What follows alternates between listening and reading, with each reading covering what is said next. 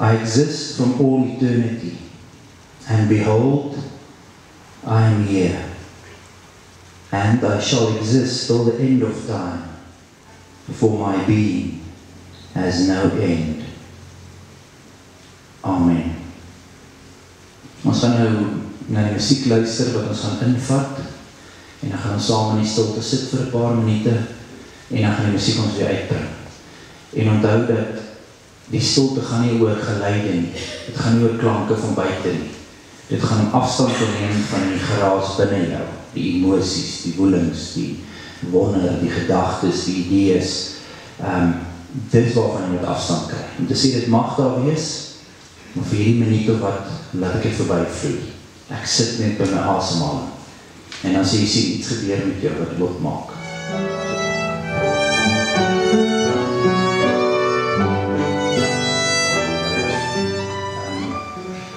Nou vanoggend wil ek gesels oor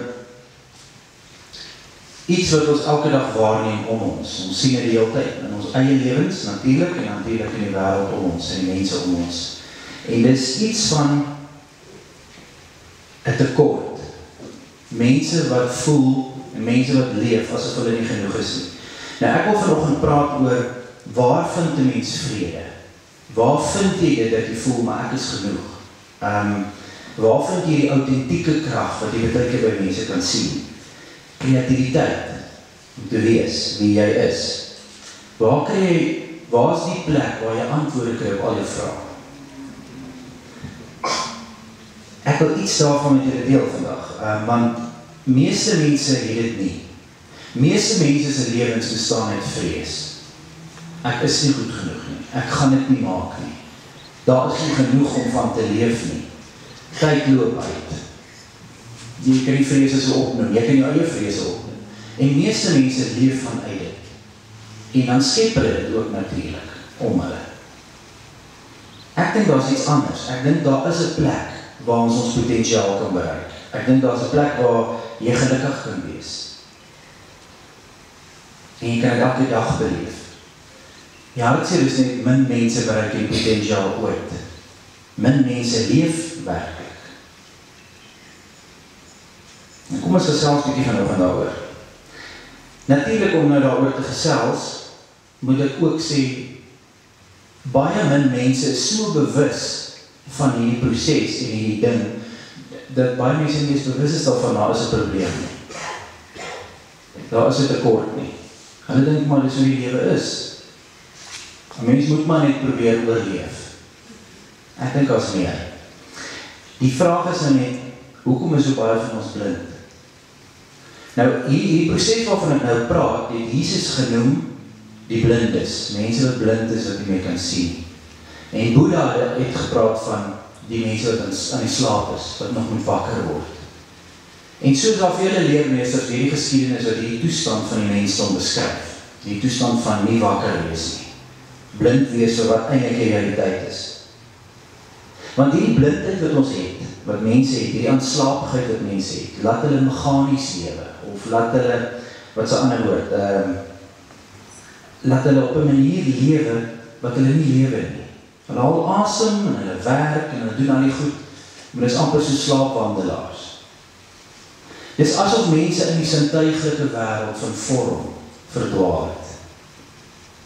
En reg nie dink daar is iets meer nie, iets diepers nie. En dan begin hulle goed verwar. Hulle verwar innerlike vrede met 'n uiterlike gevoel van sekuriteit. Hulle dink 'n groot bankrekening of 'n groot huis of 'n suksesvolle werk of wat ook al, dis innerlike vrede, dit bring vrede. Hulle verwar innerlike diepte met godsdiens en rituele en gewoontes. Hulle verwar innerlike kalmte met uiterlike mag en beheer. Hulle verwar wysheid met kennis. En hulle verwar veral ego met wie hulle werklik is. Mense is aan die slaap, hulle is aan die slaap gesis en hulle leef daar. En nou droom ons, maar ons dink ons droomwêreld is die werklike wêreld. En dit kan nie, ons mag nie so wees nie, en ek voel, dis baie van julle het al 'n bietjie wakker geword, uit die cis-wêreld, en dis hoekom julle hier sit, dis hoekom julle nie in enige ander tradisionele godsdienstige plek nog sit nie. Julle is al die ouens wat bietjie begin wakker word. Maar daar is baie mense reg oor die wêreld wat begin wakker word. Maar waarvoor word die wakker? En die vraag is, hoekom het mense aan die slaap geraak in die eerste plek? Of hoekom het mense vergeet wie hulle werklik is in die eerste plek? As dit so wonderlike plek is, hoekom weet ons dit nie almal nie? Nou hierdie toestand wat Jesus sê, die blindes, en Boeddha praat van die wat nog slaapwandelaars, kan 'n mens beskryf soos 'n reis. Ons is nou almal op die reis. En eendag stop iemand, en hy kyk rondom hom, en hy voel verdwaal, want hy kan nie onthou van waar hy gekom het nie, en hy kan ook nie onthou waar hy is op pad nie. En nou staan jy so rond te kyk, en jy sien iemand langs jou, en jy sê, "Hoe is die toch? Waar is ons nou weer op pad?" Die persoon kyk en is asof hy ook sê, "Nee, ek weet nie." Dit is waar die wêreld tans is, die bewussyn van die wêreld. Ons is almal, ons staan rond en kyk vir mekaar, ons weet nie waar is ons op pad nie. En nou is daar 'n paar reaksies hierop. Een reaksie is, dis gewoonlik die alpha males en die ouens wat beheer neem, die ouens sê ook, wag, ek weet daai. Kyk net na die mos aan die bome, dit wys so en toe ons stap hier kom. En dan vinnig het dat persoon 'n paar volgelinge en dan gaan hulle. En uiteindelik weet hulle nie waar nie, hulle volg maar die persoon wat hy lyk of hy weet. 'n ander klomp staan rond en raak paniekerig en verloor heeltemal moed en hoop en hardloop oor die eerste krans en gaan nie dood. Of gaan sit net daar en gaan nie dood, want hulle is so paniekerig, hulle weet nie wat gaan aan nie. 'n ander klomp begin met mekaar praat en sê, "Hoor hierso wag, ons kan nie uitkom wat is volgende baie nie."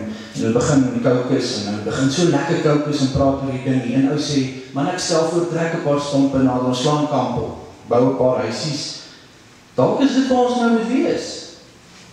En hulle gaan sit en hulle maak kampvuur en hulle bly. En so is daar 'n klomp reaksies hierop. Jesus praat van die blindes lei die blindes. En Boeddha noem hierdie toestand waar ons is lyding. Dit is suffering. Om vasgevang te wees in hierdie plek. En jy weet nie van waar jy kom nie, jy weet ook nie reg waar jy moet gaan nie. En jy weet ook nie vir wie moet jy vra nie. Want wie weet? Nou, as jy net ek het so 'n storieetjie wat ek vertel, kyk rondom jou. Ons lewe in 'n stikkende wêreld. Ons lewe in 'n wêreld waar mense swaar kry, waar hulle ly. Ons lewe in 'n wêreld waar hierdie kotse ou, ek stem saam met toe, ek dink nie, hy is 'n slegte ou nie. Hy het verdwaal geraak, hy weet nie wie hy is nie, en daarom doen hy slegte dinge. Dit is 'n voorbeeld van iemand wat totaal verlore is, wat lost is. En baie van ons is daar, ons ken baie wat daar is. Mense wat regtig aan depressie ly, mense wat swaar kry. En as jy wil sê, maar hoekom is jy hier? Kan jy amper nie eens sê hoekom jy so swaar kry nie, maar hy doen. En die probleem hier is, ons skep wat binne ons aangaan, so ons skep 'n wêreld wat seer is en stikkend is en swaar kry. En die meeste mense dink dat vinnige genot of 'n vinnige manier van genot beleef is dan maar die ultimate. En dan gaan hulle daarvoor.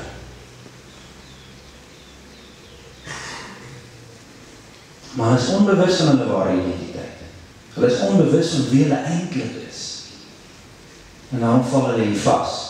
Nou die ou storie wat ons al baie gehoor het. En dit kom eintlik is nogal 'n goeie storie wat in baie geloofstradisies na vore kom. Dis die storie van die boemelaar wat op sy kussie sit. En elke dag bedel hy sit op sy kussie en dan bedel hy en hy vra en hy lewe maar van die hand na die mond. En eventueel sterf hy ook in armoede. En as iemand nou hom kom haal en dan sien die kussie en dan is hulle nuuskierig en kyk wat's binne die kussie en daar lê die grootste diamant wat die mensdom nog ooit gesien het. En hierdie ou vir sy hele lewe op die kussie met die diamant ingesit. So hy was eintlik 'n ongelooflike ryk man. Hy het net nooit gekyk nie. Nou dis wat Jesus en Boeddha en hierdie ouens kom sê vir ons. Hulle sê, julle is blind vir wie julle is. Julle is aan die slaap vir julle ware identiteit. Die skat is daar. Jy kyk net nie meer nie. Of jy het nog nie gekyk nie. Jy voel nie braaf genoeg om te kyk nie. Jy dink maar, dis maar hoe dit is. En dan so lewe meeste mense nie. Hulle bestaan. Vandag tot dag. Hulle vind nooit hulle innerlike vrede nie. Hulle word nooit wakker vir wie hulle is nie. Nou, eintlik is dit baie eenvoudig om hierdie proses te begin, of om simbolies na jou kusie te kyk. Dit begin met 'n vraag. Die belangrikste vraag wat jy ooit kan vra. En dit is nie wie is God nie. Dit is nie wat is die doel van alles nie. Dit is veel belangriker is dit. Dit is die vraag wat jy wakker maak op jou eind. Kan jy raai wat is daai vraag? Wie is ek? Dit is die belangrikste vraag wat jy in jou hele lewe kan vra. Wie is ek? Nou, daar is baie mense wat antwoorde vir jy probeer gee. Die mensdom het deur al die eeue nog heen gedraai na godsdienste vir 'n antwoord op die vraag wie is ek? En godsdienste gee 'n antwoord, maar gee net 'n gedeelte van die antwoord. Hy gee die onsigbare deel wat amper 'n projeksie is, wat sê, wie wil jy wees? Jy kan volmaak wees en heilig wees en noem 'n klomp byvoeglike naamwoorde en op die ou end word dit God. Jy kan dit, jy kan so toe gaan.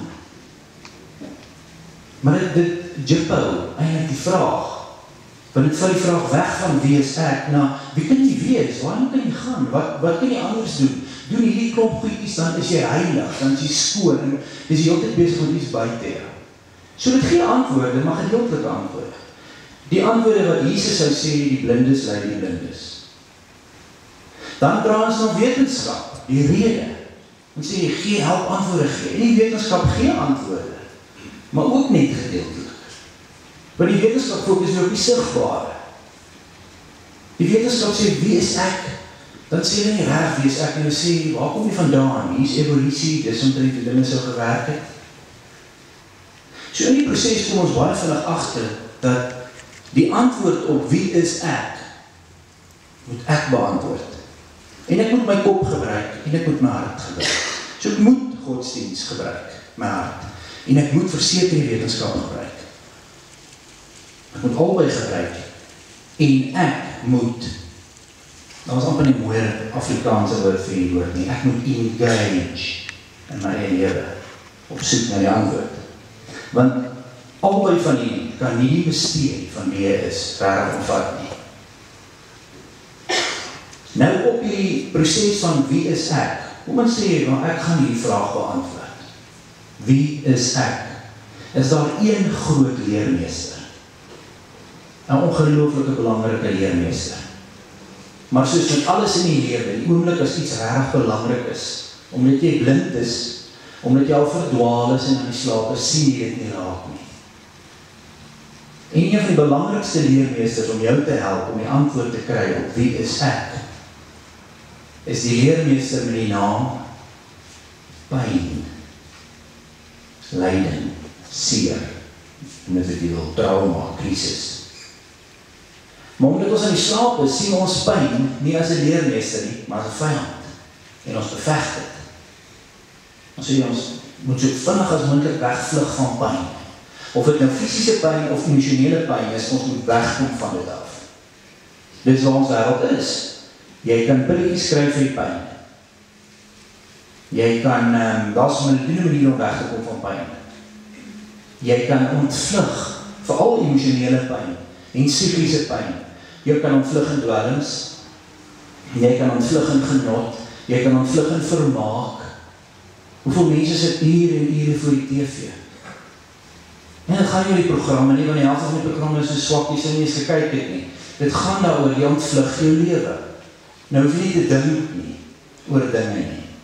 Jy hoef nie weer die pyn te ervaar van 'n verhouding wat net opgebreek het nie. Jy kan voor die TV sit, en dan gaan jy. Couch potato. Jy word nie. As baie manier om te ontvlug, jy kan in jou werk ontvlug.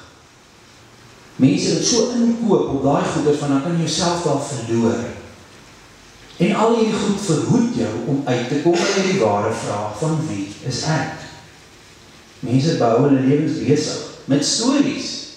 Ek het al gesien mense wat stories skep as dan nie meer 'n storie is nie.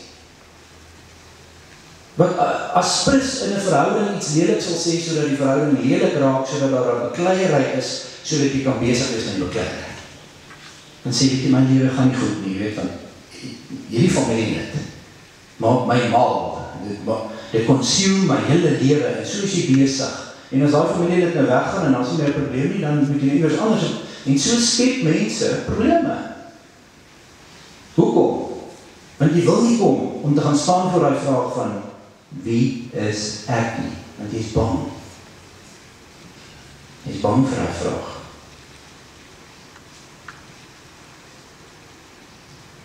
Lyding. Lyding is eintlik wanneer jy vasloop in die ego. Dit wat jy gedink het en dan is dit nie waar nie. En die twee groot goed wat lyding bring is verlies en vrees.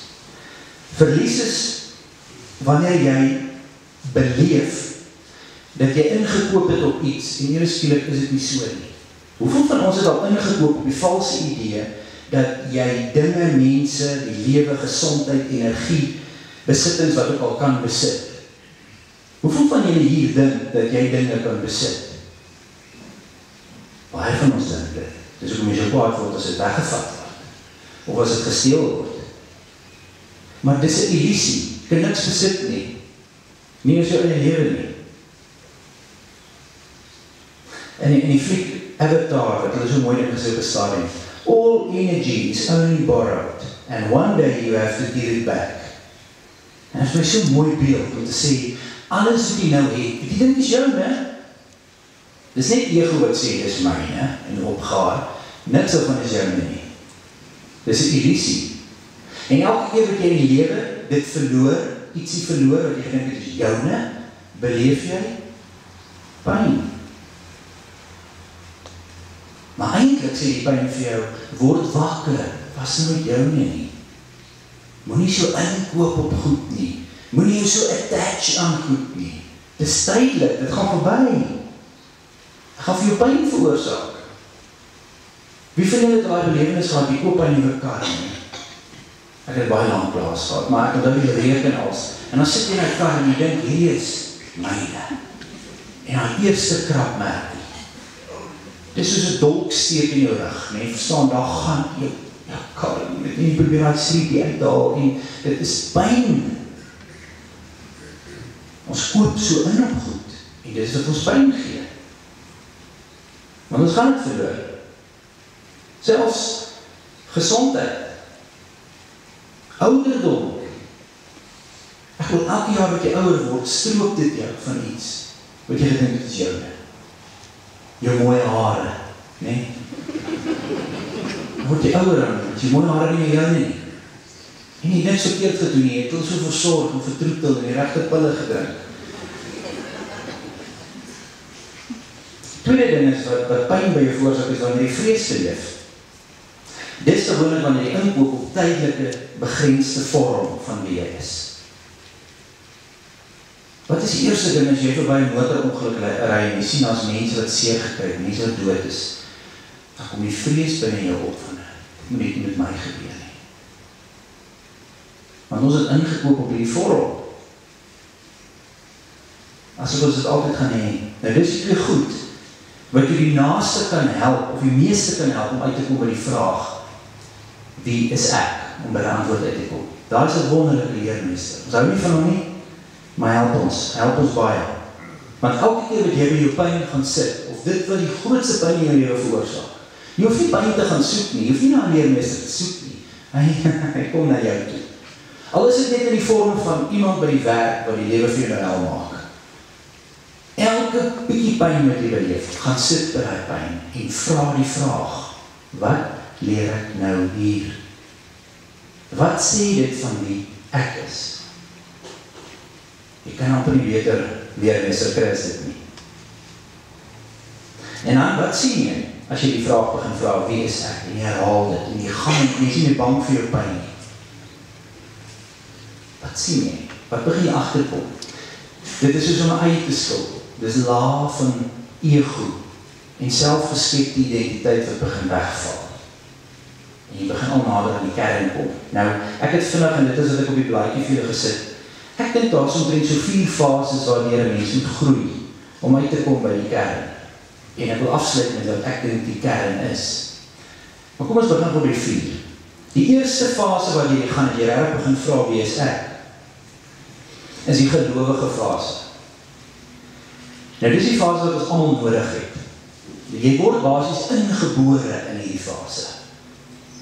Ek bedoel, 'n klein babatjie het nodig om onvoorwaardelik te glo in haar ma en haar ouers. Sy moet. Sy kan nie betwyfel nie. Sy kan nie as die ma sê, hoor jy, dis nou tyd om geboortevoet te word, en sê nee, ek is seker nie, ek dink nie nou nie. Jy word basies gebore met die bewussyn van jy glo, goedgelowig, onvoorwaardelik. Jy moet eers skryf voor jy kan loop, dis 'n nodige fase. Maar dit is ook die fase wat as jy nie uit hom uitgroei nie, die grootste gevaar word. Want dit is die fase waar jy jouself leer ken en wie jy is, waar jy jou ego ontdek. Mense praat baie negatief van die ego, maar jy het die ego nodig. Want aanvanklik moet jy kan sê, ek is Abel. Ek hou van dit en dit en dit. Dis wie ek in die wêreld is. En dan groei die ego en hy begin al meer, maar dan kom er staan dat die ego moet verbybreek. Maar ons het allemaal vastgevul daar. En wat gebeur as jy vastval in die ego? En daar die gelowige fase van, dit is wie ek is. Iemand wat nog vastval in haar fase sal baie vermakelijk vir sê, ek wil nie met jou redeneer oor goed nie, dit is wat ek glo, ek weet is waar. Ek gaan nie my oortuig met enig iets. Iemand wat so sê, kan nie weet, is nog in die fase. Want dis hoe kinders glo. Dit is so, my pa is die beste. En dan kom jy aan nou so pa met 'n Porsche daar, nee. En hierdie ou se pa ry so vrot voluitjie. My pa is die beste, glo. Niemand oortuig my van niks. Die beste werk en die beste dit en die weet. Nou wat gebeur in hierdie fase? Dit is waar het godsdienst ontstaan. Want die oomblik waar die ego daar is, wat is God? God is maar net mense se groot super ego wat hulle daar projecteer. Die ultimate. Dis ook wat my so interessant is, en dit wil hier gebeur, dat iemand opstaan en sê, nou maar wat, Abel, sê jy nou, jy is God. Jou is ego. Verstaan jy dat jy verkeerd verstaan van wat ek bedoel met wie God is? Ek praat nie van 'n ego nie. In hierdie fase glo in die ego, die super ego. Jy moet verby die vorm kom. So kom ons sê, jy begin wakker word. Jy begin sê, maar ek glo nie meer als nie. Ek is nie meer oortuig hierdie goed is waar nie. Dan gaan jy in die tweede fase in, die soekerfase. Dit is die fase waar jy begin nuwe vrae vra, want die twyfel het jy begin dryf. Om te sê, maar ek is nie oortuig van hierdie goed, en die goed bots met realiteit. Ek het nie moet nuwe goed wees, jy moet ander goed wees. So nou begin jy soek. Dit is ook die fase van twyfel en seer. Want jy moet afskeid neem van die idees waarop jy ingekoop het. Jy moet afskeid neem van goed wat jy oortuig was die waarheid was. Maar die soekerfase is 'n lekker fase ook, want dit is 'n fase van ontdekking. Maar meeste mense gaan net in die soekerfase in as die pyn so intens is dat jy nie anders kan as om te beweeg. As jy veilig voel en jy voel gemaklik waar jy is en jy is binne die Here, daar is genoeg geld, daar is nie baie pyn nie, dan sit jy daar vas. Kyk maar in lande waar daar krisis ontwikkel, hoe vinnig begin mense in die soekerfase ingaan. Voor dit sal hulle vir eeue daar sit. Ja, ons is oké. En die godsdienstfase maak jy ook dan dood, as jy nie aanbeweeg. So nou begin jy soek. Dit is ook ek so baie sê, en mense verstaan met baie keer verkeerd as ek het sê, godsdienst is deel van die vraag, nie deel van die antwoord nie. Mense het godsdienst die antwoord gemaak, wat ook al die godsdienst is. Dis nie, godsdienst was altyd bedoel om jou die vraag te laat vraag, om verder te gaan. En nou, as 'n soeker, as jy reg eerlike soeker is, en die twyfel en die pyn van al die goed gaan, dan gaan jy in die derde fase in, wat ek noem die vrydenkerfase, of die vrygeesfase. En dis 'n fase waar jy begin voel soos 'n avonturier, wat jy begin goed aflê. Daai skuldgevoelens wat jy altyd saamgedra het, as ek dit doen, gaan ek hel toe gaan, het jy in die soekerfase begin afskeid van neem, en in die vrydenkerfase het jy dit nou gelos. En nou kan jy eerlik met die soektog begin, van wie is ek, sonder die hele tyd die bagasie van, is ek op die regte pad, gaan ek nie ook hel toe nie, is ek nie bezig om iemand kwaad te maak nie. Jy kan eerlik vry dink. Jy kan nou enige godsdienst vat. En jy kan sê, wat is die beste wat jy kan uithaal, sonder om te vrees die een of ander demoon wat op jy gaan spring. Jy kan na filosofie gaan en kyk wat sê hulle. Jy kan die wetenskap onbevreesd begin lees en kyk en praat. Daar is nie vir jou perke nie. Jy kan oral beweeg. En baie van ons wat hier sit, dink ek, is al daar. Is al nie vir die fase. Jy sê maar, is oké, ek kan die vraag vra. Ek kan enige tradisie gebruik om die vraag te vra. Ek het nie my skuldgevoelens nie, ek kan eksperimenteer. Alles word vir jou waardevol, sonder dat dit die enigste waarheid is. Maar dit is nog nie die finale fase nie. Want mens kan hier ook vasval, dat jy die ewige twyfelaar word. Ewige vrygees of niks, en niemand. Dit is ook nie die plek nie. Jy moet bly vra, wie is ek? En dan gaan jy die fase in wat ek noem, soms op my manier, die eenwordingsfase. Dit is die fase waar jy idees en emosies, selfs jou liggaam, selfs enige ideologie of filologie, agter begin laat. Waar dualiteit soos goed en sleg nie vir jou so belangrik is nie. Waar die eenheid met alles vir jou 'n realiteit word. Hier is min mense wat hier in beweeg. Waar jou identiteit wegbeweeg van jou ego-identiteit. Jy begin eintlik om die waarheid te sê die ego sien vir wie hy is. 'n valse skepping. Dis omtrent soos om 'n lig in 'n kamer aan te sit. Nadat jy daar rondgeploeter het in die donker, jy weet jy jouself gestamp, jy het enkel geswikkel op 'n stadium teen die meubels, en dan sit jy maar die lig aan en jy, wow, nou sien ek wat aangaan. Dis die fase. Boeddhisme praat van enlightenment. Die Christendom sal praat van bekering. Wat ek wil jy dit wil noem, dis die fase waar die lig aangaan. En jy sê, nou sien ek wie ek nie is nie. Ek het myself bietjie vastgeloop en wie ek gedink ek is, maar ek is toen nou nie dit nie. Ken Wilber noem dit, to see your original face.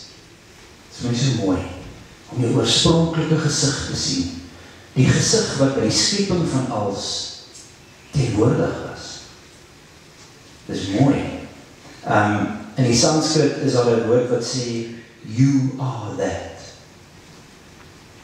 Dit is ook die fase waar jy nie meer 'n aanhanger is van enige waarheid nie. Jy besef alles is vingerwysings of rigtingwysers na iets. Of het nou Christene is en Boeddhiste, Hindoes, Atheïste, Unitarians, Pagans, Gnosties, New Agers, noem die klomp name op. Dis alles maar net vir jou name vir rigtingwysers. Jy koop nie meer in op een van dit nie. Iemand hoef jou ook nie meer dit te noem nie. So kijk, jy is verby dit. Alles is waardevol. Maar dit is ook die fase waar enige hulpmiddels, soos die Bybel, of die Koran, of enige heilige geskrif, of woorde soos chakras, of systeme soos bonatuurlike goed wat jy kan help, guides en engele en al die name wat ons het. Is ook nie meer so belangrik nie, want jy besef dis slegs simbole wat iewers heen wys. Dis net so stupid as om te stap en by 'n bord uit te kom waar op staan Pretoria 10 km soontoe. En jy kyk daar en jy sê, julle ons is in Pretoria, wie is Pretoria? En nou kamp jy uit daar voor die sign, wat sê Pretoria. Dis wat mense doen. Hulle val vas in die Christendom. Ons is daar, julle, ons is daar. Maar waarheen wys die Christendom? Waarheen wys die vingerwysing? Of iemand kom en hy sê, ek is nou 'n medium, ek kan nou goeders doen. Dis nooit waar dit gegaan nie. Jy koop in op 'n mirage. Dis slegs 'n symbool, slegs 'n teken. Selfs in die wetenskap.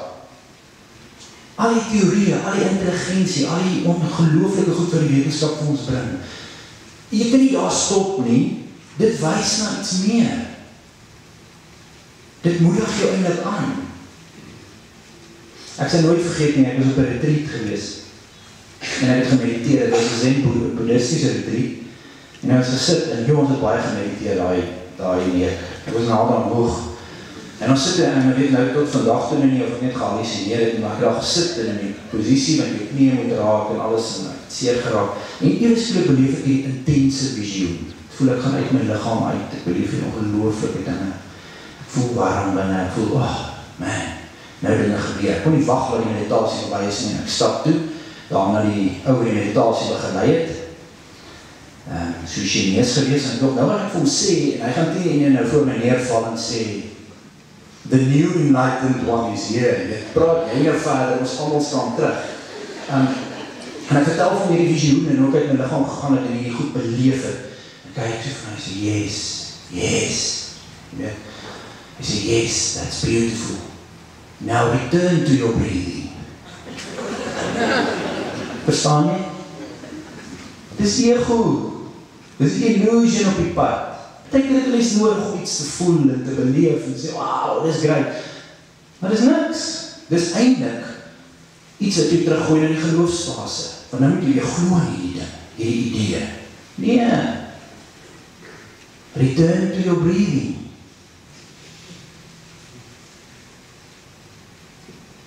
Ons val vas, ons wil so graag, maar dit vat ons weg van die antwoord van wie is ek. Wie jy is eintlik nie verbrug. Ek gaan vir jou iets lees wat Eckhart Tolle gesê het, en dit sê wie jy is. To be still is to be conscious without thought. You are never more essential, more deeply yourself than when you are still. Wie is jy? Wie is die ware self? Waar raak jy aan God? Eindelijk praat al die godsdienste hiervan. Elkeen interpreteer dit verkeerd. As hulle sê, jy is die teenwoordigheid van God, gaan dit oor, alles word een. Want alles was nog altyd een. Kom ek illustreer het vir jou, maak jy oor toe. Al lekker diep asem, en stadig uit. En weer lekker diep in asem, en stadig uit. Fokus nou op die stilte tussen jou gedagtes. Kijk, daar kom 'n gedagte, en as daar vir 'n breekdeel van 'n sekond niks. Fokus gou daar. En dan sal jy sien, hier kom die volgende gedagte. Laat hom verbyvloei, dis net vorm, en fokus op die stilte. Deepak Chopra het gesê, that eternal silence is the truth at the heart of creation and is your soul. When you are consistently in touch with it, you can understand it as your true essence. En jy oorweeg ook maak. Het jy gesien, dan kom 'n gedagte en dan is daar ietsie van niks. Dis asof jy by 'n hawe kom en die hele hawe is vol bootjies. En jy laat die bootjies wegbeweeg en jy sien alles rus op die ewige water. Die bootjies is die gedagtevorms, is die idees, is die, maar onder dit als rus die alles. En dis jy. Dis wat jy connect. Jy is 'n ekspressie van dit. In 'n vorm wat duidelik is, wat op jou gaan. Jy is meer as wat jy dink, jy is meer as wat jy voel, jy is meer as wat jy voorgee, jy is meer as wat jy bereik. Jy is daai. Dit is baie moeilik om hieroor te praat, want onmiddellik iemand wat nog in die ego-fase vas is, gaan sê, so nou is ek God, nou kan ek alles doen. Nee, jy verstaan verkeerd. As jy verstaan wie jy regtig is, verdwyn die ego-behoefte van beheer en manipuleer en groot wees. Wei Wu Wei het gesê, why are you unhappy? Because 99% of everything you think and of everything you do is for yourself. And there isn't one. Die ego is 'n skim wat jy geskep het, daar is niks. Jy moet fokus op wie jy is, die stilte wat konstant is, die stilte wat onveranderlik is. Kyk jy die gedagtes wat kom, nee, of die bootjies op die water verander. Nie die hele tyd nuwe gedagtes, dan gaan dit verby, dan kom die volgende gedagte, dan sal 'n volgende idee, dit bly konstant, vir solank as dit jou brein signaal in 'n vuur, is daar goedjies wat kom, maar dit is tydelik en veranderlik. Maar die stilte tussen dit is altyd dieselfde. Dit is konstant, dit is ewig. Sien jy, dit is dieselfde woorde wat ons gebruik vir God. En jy kan kontak maak daarmee. Jou stil kern.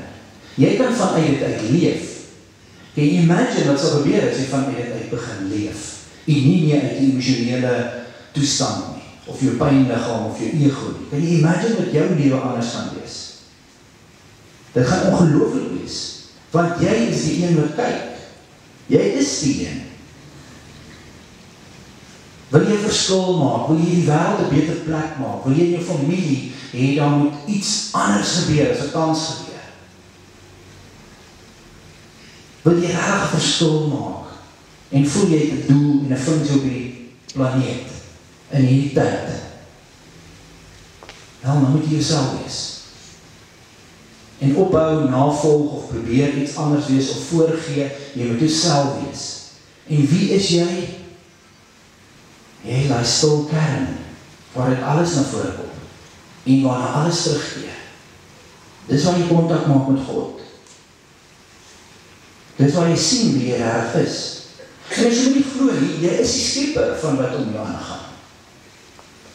Want jy in die drie eenheid binne jou, noem dit jou wat jy bedink, in jou verstand en jou liggaam, of jou siel. Jy dink, jy skep, jy ervaar, konstant. Ja, wat jy bedink, skep jy, wat jy skep, ervaar jy, wat jy ervaar, bedink jy. Elke van ons doen dit, die hele tyd. Kan jy dink as jy daar stilte uitkom, wat jy dan gaan skep?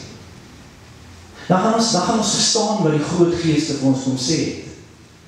'n Ou soos Gandhi, waarvandaan hy regtig gekom het.